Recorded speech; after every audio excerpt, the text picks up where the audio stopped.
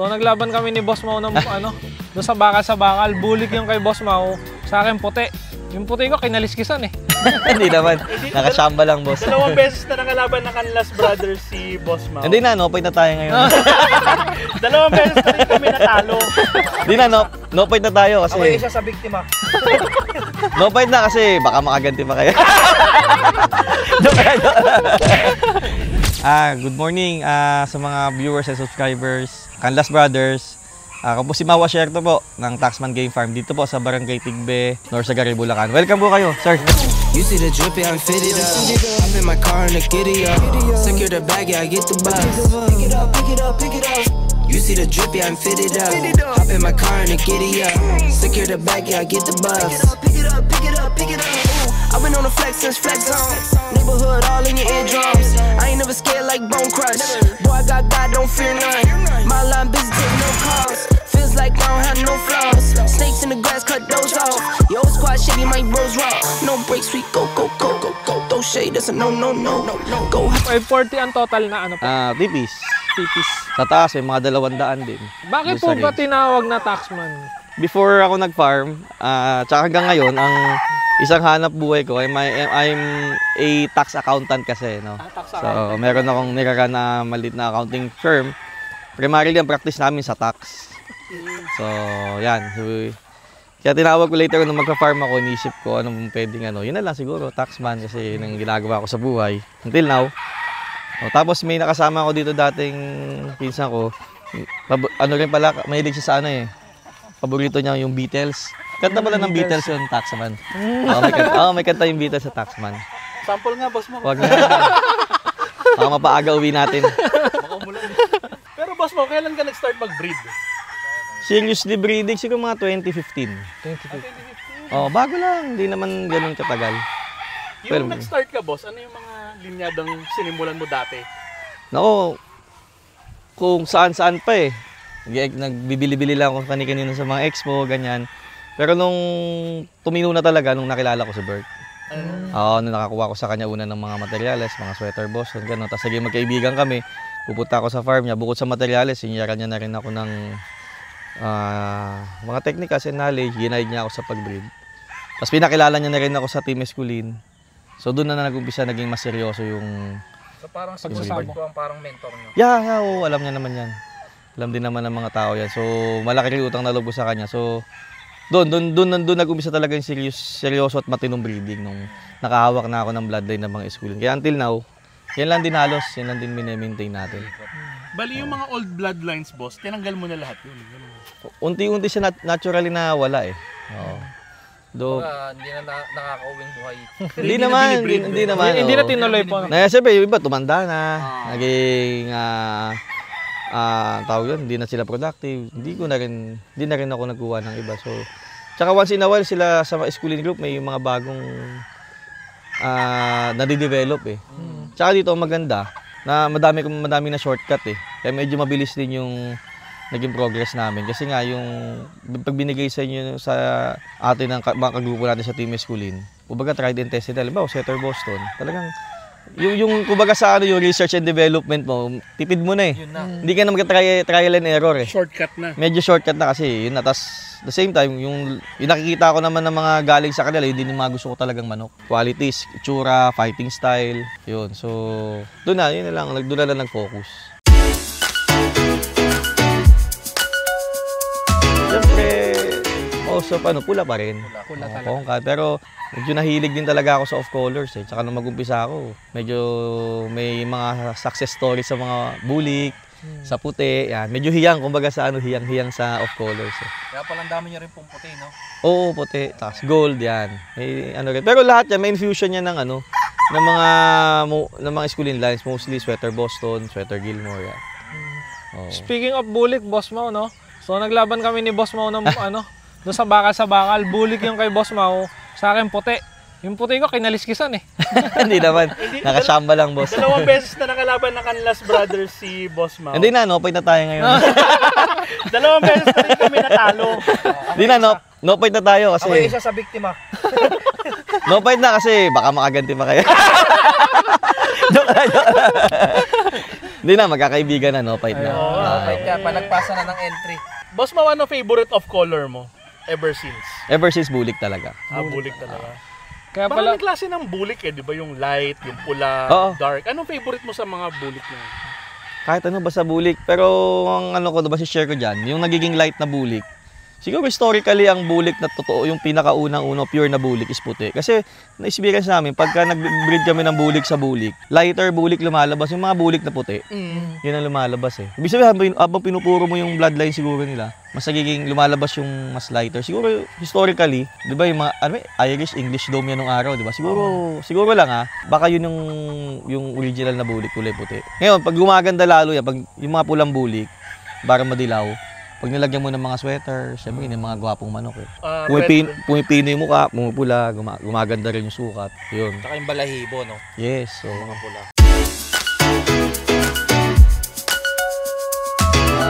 pinakamarami sa population lagi early bird eh. Sa experience namin kasi dun buhos yung materyales. Tapos yun nga, sabi ko kasi kanina, yung mas madaming gamit eh. Magagamit mo panlaban, pambenta, yung matera pwede mong gawing kak, palugunin. Pwede mo rin naman pagdating ng early next year niya, mga January, February, bull stag siya. So, okay lang sumobra yung yung early bird. Anyway, sa question mo, usually ang kagaya ngayon this year, ang nabandidan ko ng early bird 800. Banded 'yun, no? So, baka maka-harvest sa mga 500. Kasi iba nabenta natin sa Expo. Tapos ang national ko, kung di ako nagkakamali, nasa 500. Banded. dami. Ang late board, isang batch lang ginawa ko. Hindi ko pa alam kung fisyo pa ngayon. Kung ilan. So mga ganun. So 800, 400, 400, ilan yun?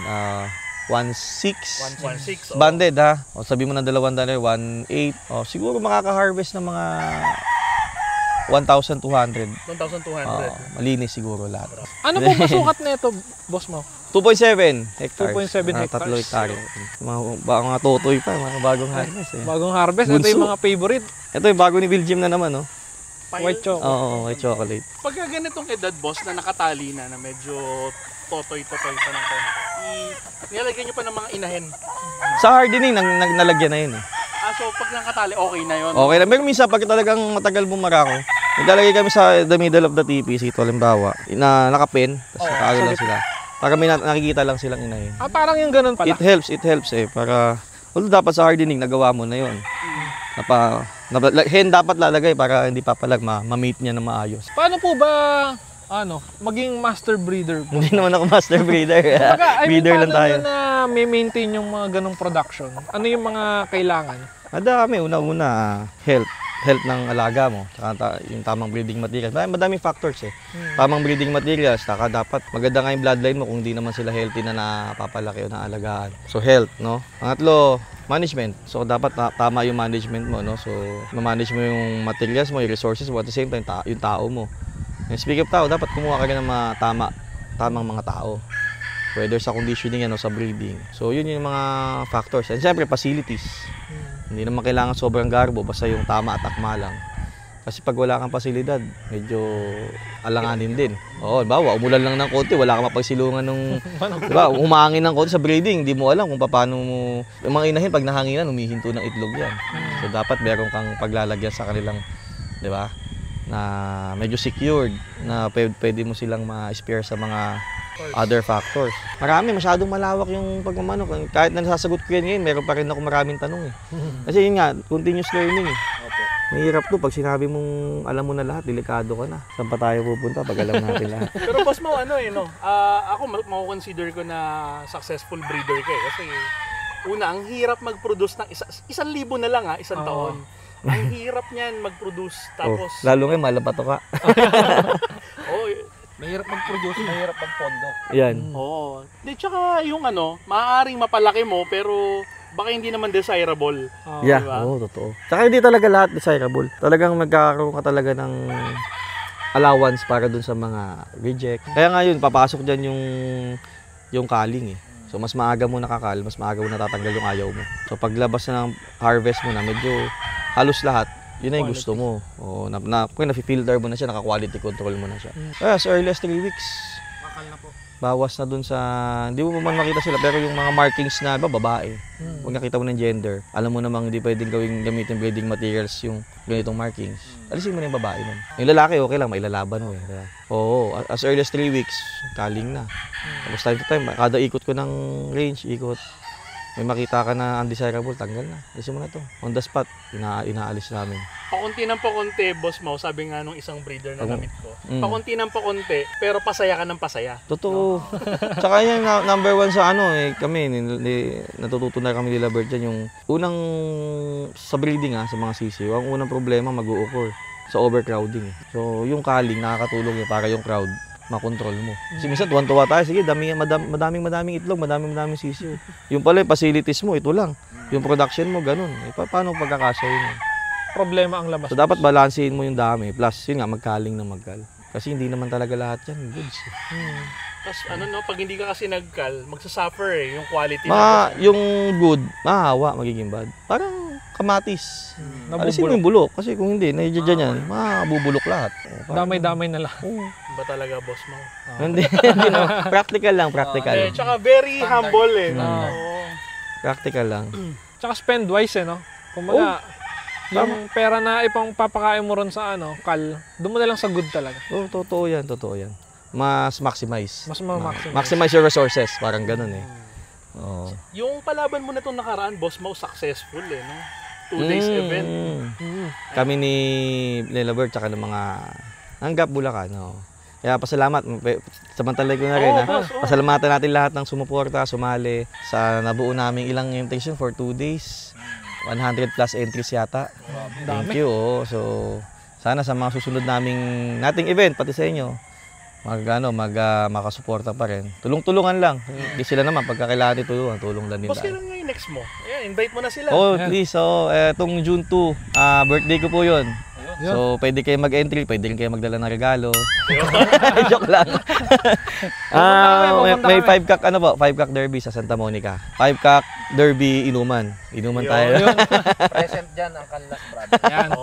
Thank you in advance. Nandyan kami. Basta palaban ng 482 Taxman promotion, nandyan ang Ano ba iniinom ba, Boss Mau? Beer, wine? Huwag lang lason. Lahat, walang pili. Oo, huwag lang lason, boss. Pwede na gin, boss. Oo, masarap yan. Pomelo, no? Gin pomelo. Pagka tito ka na, pomelo.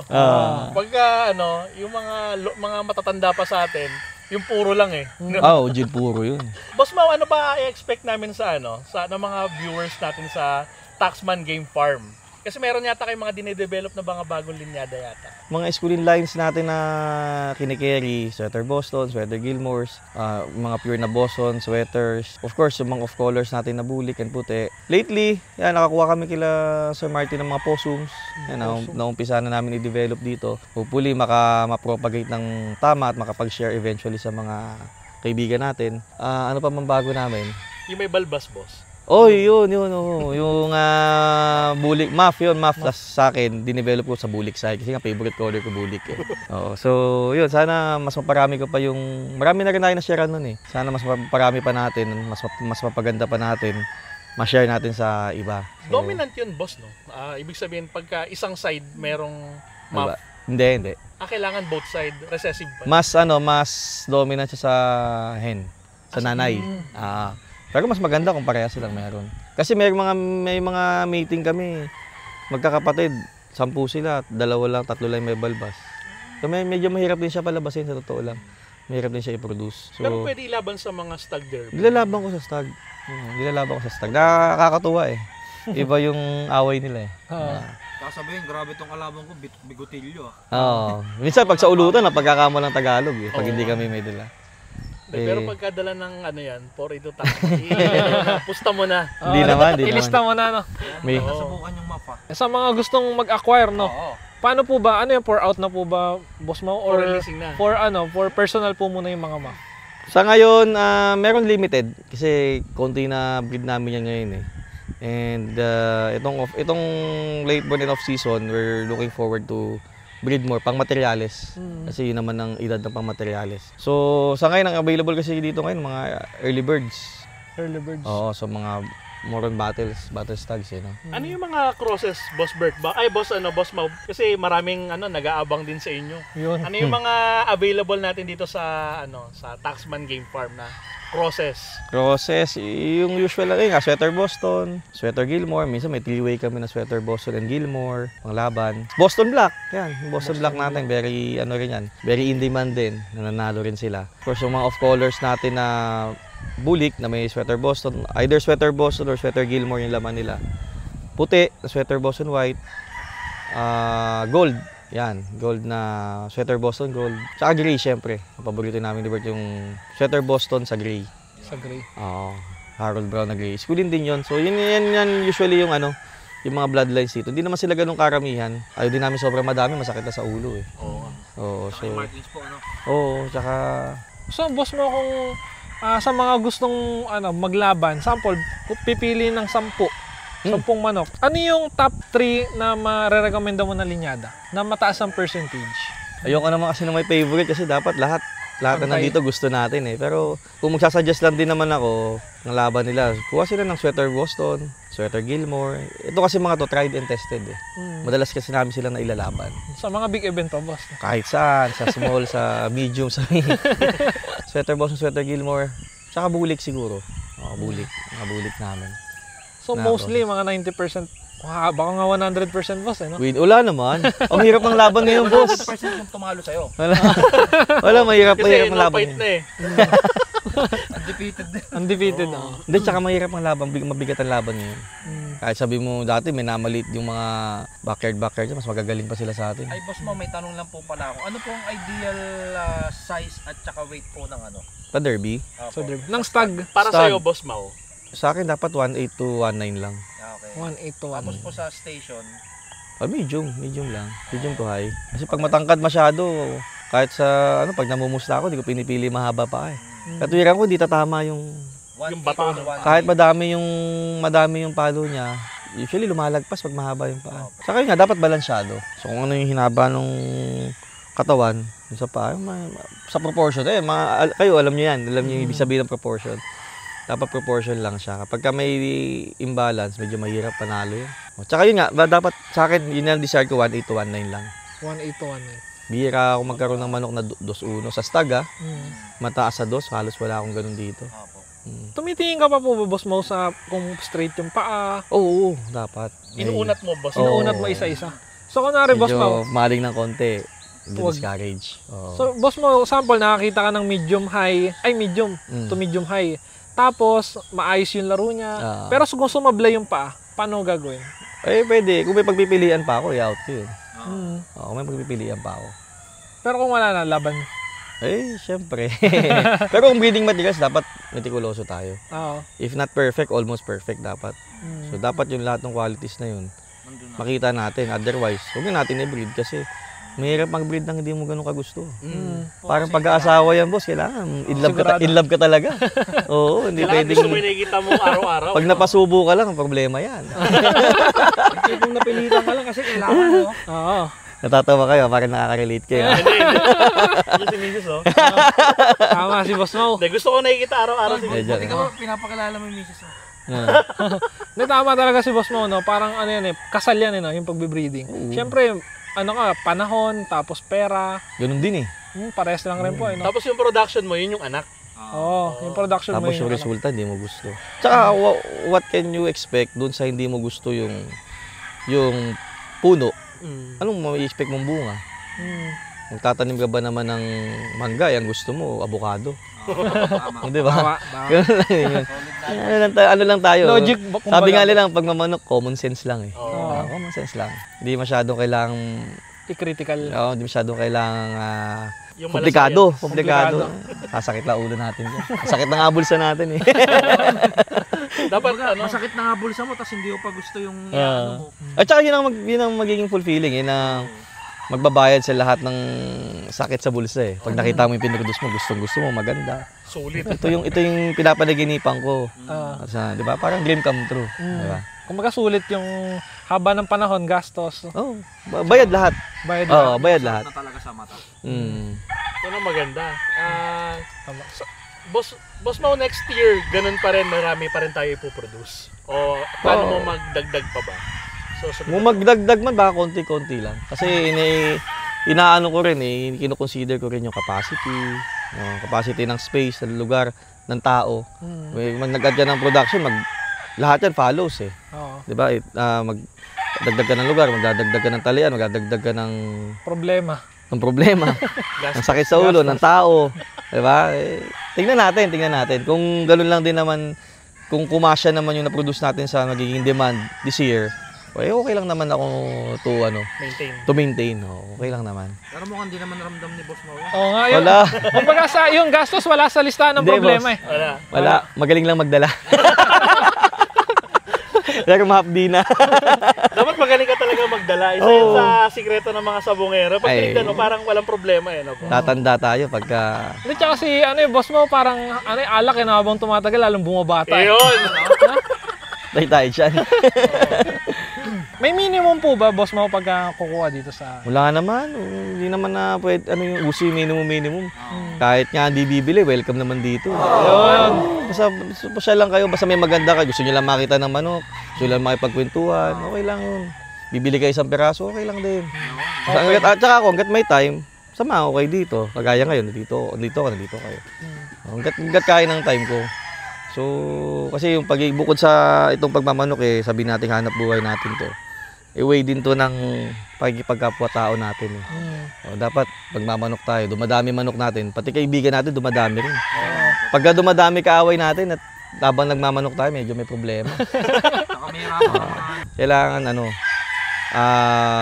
tawag dito, sociable.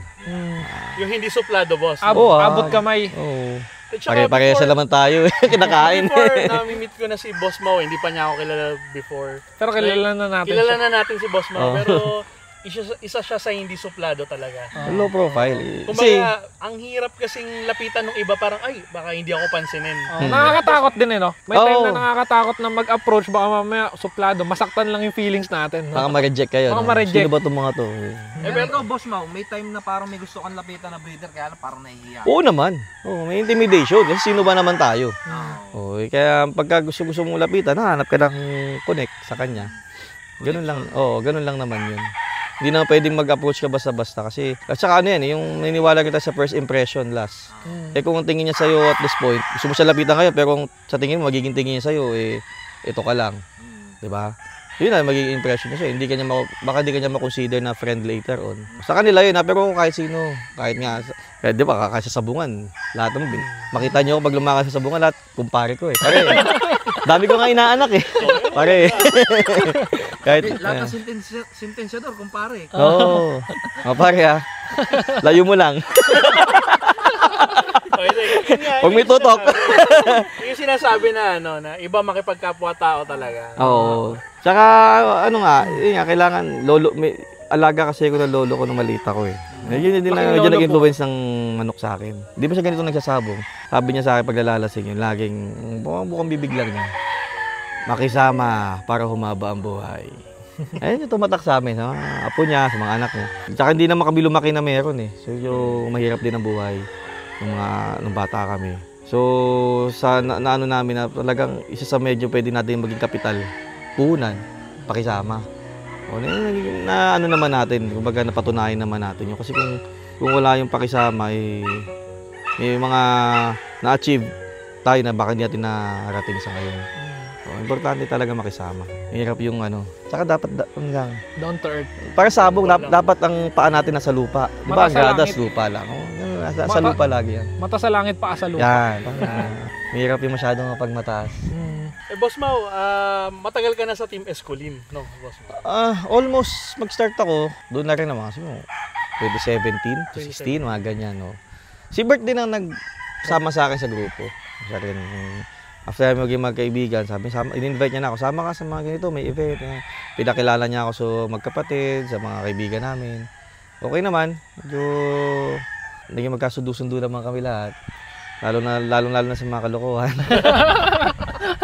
Iba daw ang iba daw ang samahan Bonding. sa Team Escolin, boss. Hindi lang regarding sa pagmamanok, kumbaga may pamilya na no. Oo, mag-travel kami, nag-aano kami, okasyon, mga bata, ninong at ninang na ng mga magkukumpare na kami lahat. Parang pamilya na rin kami, kasi extended na sa mga totoo pamilya namin. Yes, hindi kami araw-araw magkakasama, magkakausap, pero pag nakita kami talagang kumbaga sa intimate. Ayun, expo. So, 3 araw yung expo do sa gabi sa hotel kami, 'di ba? Yung pinakamaaga namin tulog yan mga 5-6 AM. Wala naman kami ginagawa masama kundi kwentuhan, banding, inom-inom, ganyan lang naman kami. Sa loob lang kami ng hotel, di kami lumalabas. Ayaw na namin yung masyadong, alam mo yun, tapos na tayo dun yung mga crowd na ganyan. Gusto lang namin quality na kwentuhan tungkol sa buhay, sa manok syempre, sa pamilya, ganyan lang. So, masaya na kami sa ganun. Tsaka hindi lang daw manok-manok, boss. Kumbaga kahit walang manok, parang pamilya kayo. Oo, marami na. Masyado nang maraming pinagsasamahan. Di kahit na hindi masyadong kailangan ng hype, boss, kasi pagka nakita mo sa expo, pinipilahan yung mga booth nyo. Oo. Lalo na sila. Mga kapatid, laging ubos. So, sold out talaga. Kahit si Boss Mau, sold out lagi. Sa awa naman ng Diyos. Minsan may hindi naman laging sold out, pero marami namang nabebenta. Kaya yung goal namin, boss Kaya ngayong nag-start kami mag-expo, hopefully sana maging Team Escolin din kami in the future. Yung gawa kayo ng ganong grupo. Yung parang model. Kasi di ba sila Escolin Brothers, kami naman Canlas Brothers. Pwede. Ang kasi diyan, yung mga susi diyan, number 1, you have to have a good leaders, which is yung magkapatid. Sa kanila kami lagi nakikinig. Tsaka magandang good example sila sa lahat ng aspect. Good leaders sila. Pangalawa, dapat yung mga members nyo share the same wavelength. Yung kaparehas kayo ng gusto, may konting uniformity. Saka compatibility na rin. So, yun. Kasi mga hirap yan. Doon ako nakakita ng madami masasabong lang. Madami masasayang grupo na kumbaga nadidisband Pag napasukan ng maling, alam mo yun, na isang, So, dapat laging, i-consider nyo yung leader nyo at the same time yung mga members. Tingnan nyo kung bagay ba siya rito o ano. So, kasi pagka hindi, casual friend na lang. Parang ganun. Kasi you have to, later on, pag nakabuo kayo ng ganyan, meron na kayo na pag-umpisahan. You really have to preserve the group Baka mamaya kayo mag-away-away pa, diba? So, dapat piliin nyo na maigi yung mga kasama nyo. And as grown-ups, talagang dapat namimili na rin talaga tayo ng kaibigan. Tama ng casual sa iba, boss, no? Yung talagang kaibigan na yung ganyan. Sanggan dikit. Oo. Medyo yun napipili yun. Pero yung acquaintance, lalo sa sabong, dapat lahat. Hanggat maaari, kilala mo Diba? Sa ngayon, boss di ba, kagaya ngayon may Team Escolin, tapos maraming member, di ba? Sa ngayon yung dalawang bata pa lang, yung anak pa lang ni Ninong Arch yung member na. Hinahasa pa. May pag-asa pa bumagsak yan. Umiikot nga po, naghawak na ng manok yung dalawa Masaya pagka nakakasama yung bata sa Okay na may hilig ba? Ilan taon na ba yung babae? 4. Ayun na, naglalakad na. 5 na, going 5 ngayon, tsaka 3. Ako yung anak ko, sinasama ko rin dito once in a while. Hilig naman din po niya. Generally, yung anak ko mahilig sa hayop. Lahat ng hayop, kulang na lang ipis, halikan Ganun. Pet lover. Sa manok, medyo hindi pa siya ganun pero pag sinasama ko sa mga sisiyo, yan natutuwa siya kasi sisiyo harmless Tapos pinapakita ko sa kanya how to manage. Pag uwi ng bahay, medyo may mga tanong-tanong na siya. Ibig sabihin may interest na. Daddy, ba't mo pinagalitan yung boys kanina? Nagpapa-explain na siya Yung maganda. Kumbaga at least bata pa po nagagabayan niya na. Mayroon na siya. Awareness man lang. Awareness. Kasi madaming mga farm owner na wala daw silang tagapagmana. Yung nila. Hindi nagka-interest. Yung mga legendary, no? Hindi naman natin ito i-insist sa kanya, pero kailangan natin expose. Then bahala na siya later on kung pipiliin niyang hindi naman tayo habang buhay nandito. Kung pipiliin niyang sundan or pag sinundan, thank you. Kung hindi, okay lang din naman. Siyempre, bilang mga tatay, kung saan masaya anak natin, suporta lang naman tayo. Pero yun nga, kailangan mo pakita sa kanya. Baka yung ibang, hindi ko sure, pero ibang masabi nila na walang nagkahilig baka hindi nila minsan pinakita. Hindi na-expose. Lalo na ito, mga formative years. Ito mga bata silang ganyan, dapat makita nila. Para magka-idea sila na maka-decide sila later on. Gusto ko to. o ayaw ko nito. Kasi baka may late mo na ipapakita tapos Wala na pag medyo mahina ka na. Iba na yung hilig eh. Hindi, tsaka tapos na siya dun sa formative years niya. Hindi na mapapasok sa... Hindi na marirehistro po. No? Mahirap yung gano'n, yung tawag dito, yung parang napilitan lang. Kasi sabi nga, it really has to come from the heart. Kailangan sa puso niya. Eh kung wala akong choice, yung tatay ko, kailangan ko tuloy yung farm. Hirap yun. Failure ang kasunod nun. Hirap yun. Hindi lang pala success si Boss Bird, si Boss Mau sa pagiging breeder, success din sa family man. Hindi naman. Kumbaga, practicals lang. Kumbaga, bata pa lang, gabay na talaga, no? Oo. Tsaka, yun naman ang purpose eh. At, kumbaga, marami nanonood sa atin. Hindi lang sa pagmamanok natututo. Minsan may natututunan din buhay, para sa buhay. Katulad ngayon. Saka sabong, maganda refleksyon ng buhay ito. Marami kang mapapagtanto dito na ito pala yung ganito nga sa buhay. Yung ba, meron at wala na lang. Talaga namang minsan pwede kang malagay sa wala, pwede sa meron eh. Example. Pero boss mo, meron ka rin pong kapatid na nagmamanok? Wala, isa lang ako lalaki. Ay, isa ka lang po. Tapos puro babae yung kapatid ko. May kapatid ako minsan, sila ng husband niya, tinry ko pag-upisahin. Hindi rin maganda naging So, hindi ka napipilit. Ibig sabihin, hindi para sa kanila. Oo. Kasi mahirap ipilit ang hindi talaga gusto eh. Pasubok mo lang, di ba? Pero pagka... Wala talaga. At least nag-try, di ba? Yun lang naman yun. Parang yung kilala ba si Jeff? Ni Boss Bert, yung bayaw niya. Si Jeffrey. Tinry lang yata yun eh. Pero ngayon, nag-breed na. Successful breeder na din. Si Jeff. Jeff Cajuco. Kumpare ko yun. Naanak ko yung si Liam eh. Pero yun, okay naman sila ni Bert. Tsaka well-guided niya. Yan sabi ko, maganda mag-guide si Bert kagaya nung ako nag-uumpisa. Tuturo niya talaga sa lahat. Walang secret. Magandang mentor, boss. So, yun din naman ginagawa niya ngayon kay Jeff. And then, doing good. Nakita ko naman, maganda manok niya. May benta na rin, lumalaban din pa minsan-minsan. Lumaban sa bakal yun eh. Si Boss Jeff. Ano nangyari? Score. Hindi ko maalala yung score eh, pero feeling ko maganda. Maganda sa sabong, kahit na pag tinignan ka ngayon, ang ayos-ayos mo, ang galing-galing mo, bukas, hindi mo sigurado. Walang nakakadomina, boss no? Tsaka walang nakakaalam kung okay pa ba yung bukas, di ba? Nung December, boss, bago matapos yung taon, nag-champion kami. Ay, congrats. Tapos nung kakasimula ng taon, champion uli. Tapos, 2-0. Dalawang event na 0 After ng naman. magandang Kumbaga, yung akin na to, di ba? Yung kaya kailangan talaga humble ka lang. Tsaka, control. Kasi, sabi ko nga, magagaling lahat yung kalaban. Hindi na maglalaban ng manok yan na hindi magaling. Yung kalaban mo, kala mo, titignan mo, daig ko yan. Kasi ito sa akin, hinanda, kinondisyon. Hindi mo alam, ganun din naman yung kalaban. Baka mas mahigit pa nga eh. Yung tari niyan, mas matalim tong akin. Hindi, tari din yun. Saka hindi rin sila maglalaban ng hindi nahasa yung tari. Lalo na sa pinupustahan din nila lalo na sa derby. So walang makasigurado ng sabong. Boss, kung mamimili ka ng manok, halimbawa, personal selection mo, ano yung mga tinitignan mo sa isang manok? Materials yung una. Alamin ko muna bago ko hipuin yan. Ano bloodline yan? O baka mamaya crosses yan, di wala na tayo pag-usapan. O hindi ko gusto yung bloodline niya, hindi ko na kailangan hipuin yan. So halimbawa, okay ako dun sa bloodline. Interesado ako.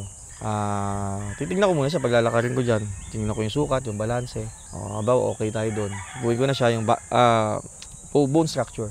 Dapat heavy bone pagka materials. Tsaka yung body conformation na gusto mo. Baka naman maganda nga buto pero mahaba masyado yung katawan. Most probably ganyan din magiging anak. Ayaw natin nun, mabagal pumihit. So dapat yung magandang hipo. Sabi nga nila, football shape. Yan. Tapos yun nga sa mga paa. Yan. Hindi na ako nangangalis kasi. Hindi na ako umabot sa ganun. Hindi na ako umabot sa ganung lalim yung mga nagkakaliskis ng mga lolo. Tres media eh. Wala na ako doon. Ano lang ako, science based lang ako. Science based lang. Saka practical. So, yun. At saka, tapos yung bigor niya, mapula mata, mapula. Makita mo na rin doon sa mata sa mukha yung kalagayan ng health niya eh. Kung medyo may problema eh, di ba? So, yun lang. Tapos pagka okay naman, qualified, i-breed natin. Ganun sa babae, boss? Oo. Sa babae, yung bloodline, number 1, tindig, hipo niya. Tapos may certain ano dun sa Sa sipit-sipitan, tsaka sa picture, may certain qualification doon na ito yung para rule of thumb na okay ka hindi. Tapos tingnan mo, wala bang deformities yan. Mas masusi dapat ang pili sa babae. Oo. Sa babae. Kasi sabi nila, doon daw kukuha ng most malaking percentage, di ba? Sa yung aanakin na lalaki, doon kukuha. Oo. Kaya kailangan maganda talaga inahin, boss. So may chance ka, tingnan mo yung mga itsura ng kapatid niya lalaki. Kung breeding mo sarili yan, di ba yung mga kapatid niya lalaki, tingnan mo. Para magka-idea kung ano itsura niya kung naging lalaki siya. Tsaka fighting style siya, hindi mo naman nabibito yung mga babae. Tama. Oo. Tama. Yan mga idol, so ito po yung isa sa gradas dito sa Taxman Game Farm. No? So, ang ganda, parang bahay na. Guys, so silipin natin. Parang kay kay Boss Bert to. Naka-tiles, tapos